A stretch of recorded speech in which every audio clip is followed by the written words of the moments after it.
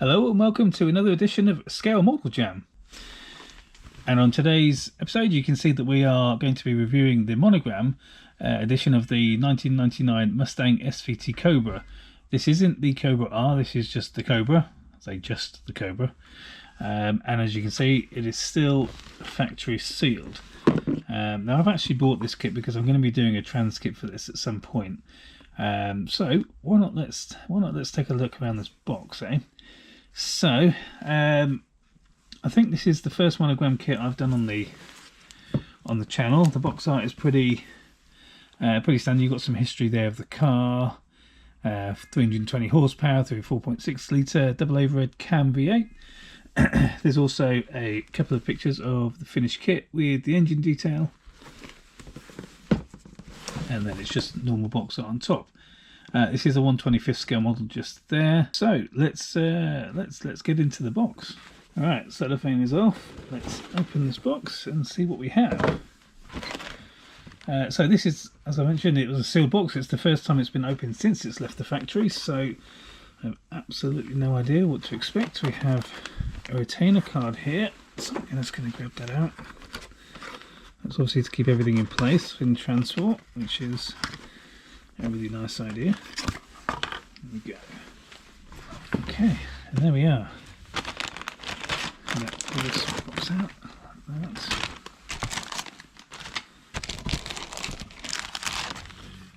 I think we need to get all this out of the packaging.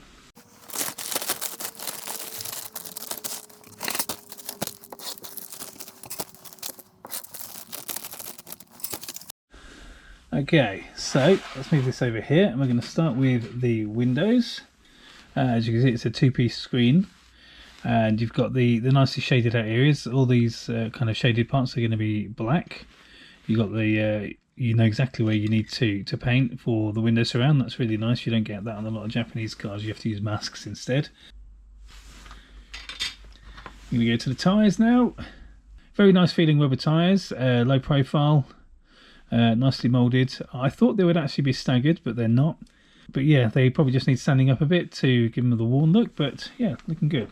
On to the chrome. Okay, so we have those beautiful 5-spoke wheels here. You've got the rear assembly here as well, the rear part of the wheel, which obviously attaches to the hub. We've got the brake discs, the Mustang pony badge, the rear view mirror, the headlight inserts just there. We've got the alternator. We've got the wing mirror inserts just there as well. They're really nicely chromed out. These are very, very bright. Possibly might need dulling down a little bit during the build, but yeah, no, very nice. Okay, and next we have the interior tub with the engine bay and some of the components. You've got the battery there, you've got the suspension struts there, the washer tank, the back seats and a couple of speakers. You know, you've even got a moulded textured floor there as well, which is quite a nice touch. We have the dashboard, obviously left-hand drive being a Mustang. It's nicely detailed. Obviously in comparison to Aoshima and Tamiya like that, it's not as precise or as sharp, I would say, but there's absolutely nothing wrong with that at all. The moulding does go all the way into the speedometer and the revometer there, although you can't really see it in the lights. There are needles and there are digits there. Which is, I'm quite impressed with, to be fair. You've got the centre console here with the gear stick and the drinks holders and stuff, and the armrest in the middle. You've got your shock absorbers, hoses for the engine. You've got what looks to be a front sway bar, more hoses just there, and that twin exhaust using the centre H pipe there. So you've got a dual exhaust. Okay, so next we have the chassis, which is really nicely detailed. You have your cross member, you have your suspension mounts here, you've got your fuel tank and your engine mounts just there. It's nicely detailed, nicely patterned, and nice and crisp and sharp. We also have the engine block just here with the gearbox attached. We've got the starter motor, the intake, and a few other bits like that. I think they're ignition modules, things like that. We have your exhaust manifolds, all pan. You have your cylinder heads and you have your covers. I'm not familiar with this engine. I don't know if they're valve covers or cam covers. I'm going to go with valve covers. Suspension springs, master cylinder just there, and you have your intake just there, the valley intake. Okay, onto the interior parts. So, well, we've still got engine parts on here as well. So you've got your timing belt cover, timing chain cover. You've got the rest of the intake just there. You've got your accelerator pedals and your clutch and your brake, ring mirrors, gear shift. I'm guessing that's a handbrake. Obviously, you've got your driveline pulleys there. We have some windscreen wipers. Those are going to be your indicator stalks and things like that for your steering wheel, and you have your rear shocks just there. Of course, we've got the couple of seats there with the seat backs on this side as well, and that looks like an oil filter just there, but I can't quite identify these other bits here. Okay, so we've got some more engine parts here. Now I'm guessing these are for the Cobra. Those cam covers look a lot beefier, so I'm guessing that's going to be an uprated. I'm guessing these are going to be uprated cam covers, and that's going to be an uprated intake with an uprated intake there as well. So this will see your air filter and stuff that goes into there, and that is going to be part of the intake as well. We have what looks to be part of the rear suspension just there, and you have your lower arms. That's going to be your rear, and I'm guessing those will be for the front. Okay, last but not least, we have the front subframe. We have a rear spoiler, we have the bonnet, interior door cards, we've got your engine's firewall, we've got a drive shaft, and your rear drive shafts, so your rear axle shafts, and rear diff, and that's the bottom part of the rear diff there, and you have two-part radiator just there. Plus we've got more springs, more suspension, and what looks to be some sort of lower brace type thing. The details on this are actually really quite nice and crisp from what I expected the monogram kit to be like. I'm quite impressed, to be fair. And then onto the body, which is actually really nicely done. It's molded in a very gloss white, so that'll need to be sanded down before we go any further. You can see the mold lines just there, and going across the roof, across the front here. It's quite a serious lip there. But yeah, nothing that can't be taken away. You've also got some on the front corners just there. So the SVT badge, the Ford badge, Mustang along the back. But very, very nice looking one-piece body. Really nice. One thing I didn't put on the, one thing I did forget almost there is this part here, which is going to be the third brake light. So that's what that's going to be for, along the back end of the car. So that will go literally just there. Okay, decals. These will be up on your screen in a few moments. We'll take the protective cover off, just like that.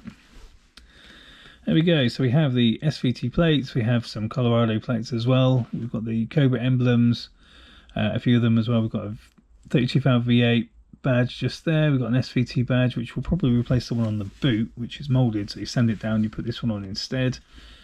You've got your Speedo, your Ford emblem, and some warning signs to go under the bonnet. I'm guessing that's an oil temperature gauge, and that is another gauge of some sort, but I can't quite make it out.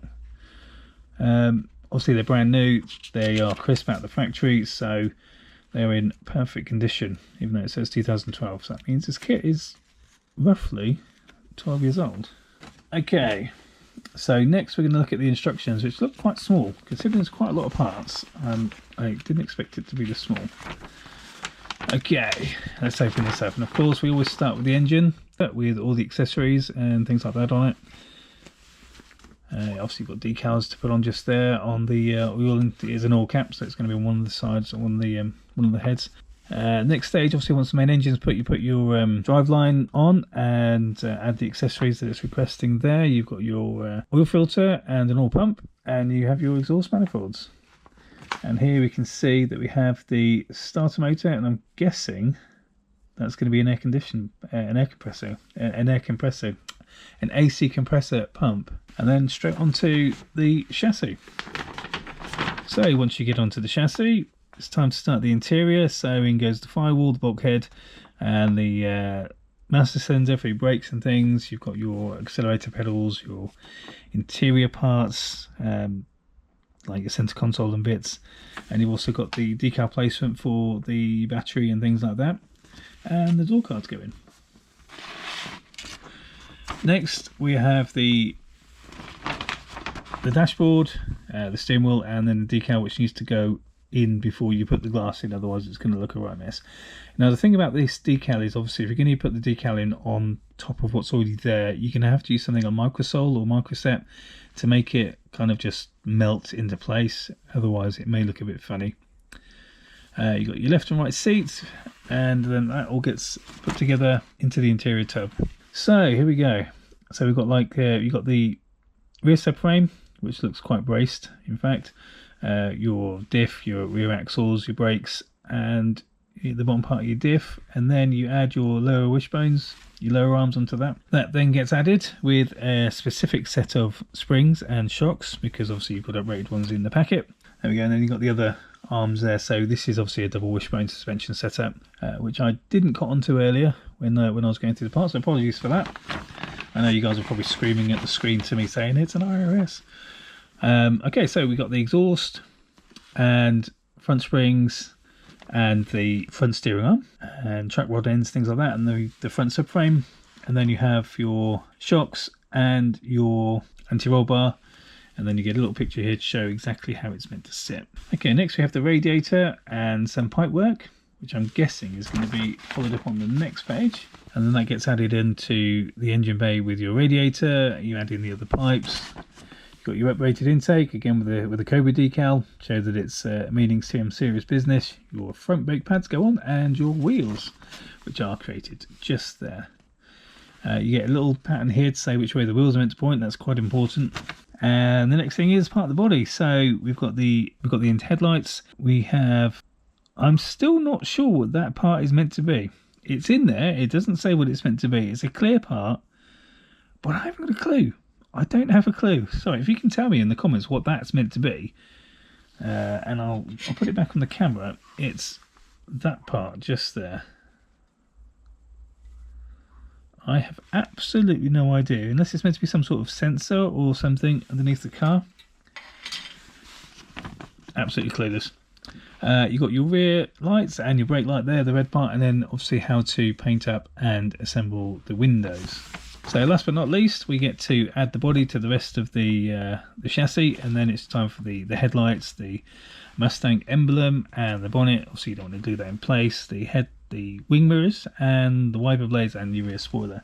And that's basically the car at that point done. And it should look something like this. And there we go, we have all of the colours,